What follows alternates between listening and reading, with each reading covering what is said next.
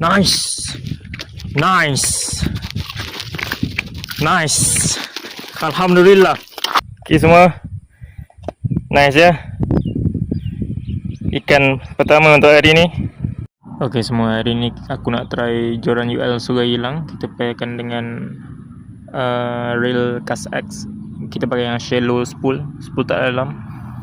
Joran ni line weight dia maksimum 10 lb. Jadi aku pun pakai 10 lb punya mono kan, nylon. Lure weight dia paling maksimum 9 gram, minimum 7 gram. Okay, jom lah kita try. Joran ni dia fast action lah kan, bukan ultra fast ke, bukan slow, bukan.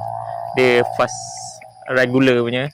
Dia punya ring ada 5. Tu tak best sikit lah, sebab biasanya paling busuk pun ada 7 ring kan, untuk 6 kaki. Lupa nak cakap, joran ni 6 kaki. First impression aku masa pegang ni kan, masa aku tengok tadi, aku unbox. Tengok macam mainan kan. Tengok macam mainan, pegang pun macam mainan.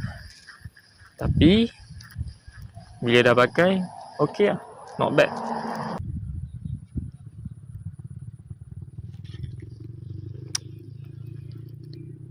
La ilaha illallah.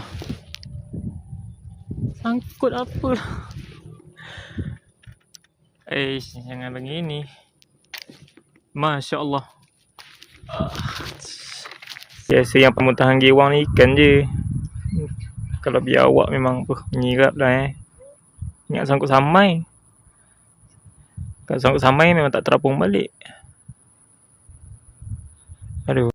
Rod ni memang boleh pakai, sebab atas dia solid, bawah dia hollow kan. Boleh lah kan, setakat ikan tadi dalam 500 gram macam tu boleh angkat.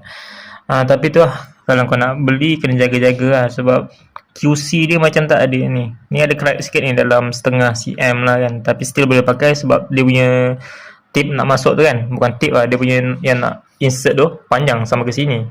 Jadi boleh tampung lah kan, setakat crack sikit tu boleh.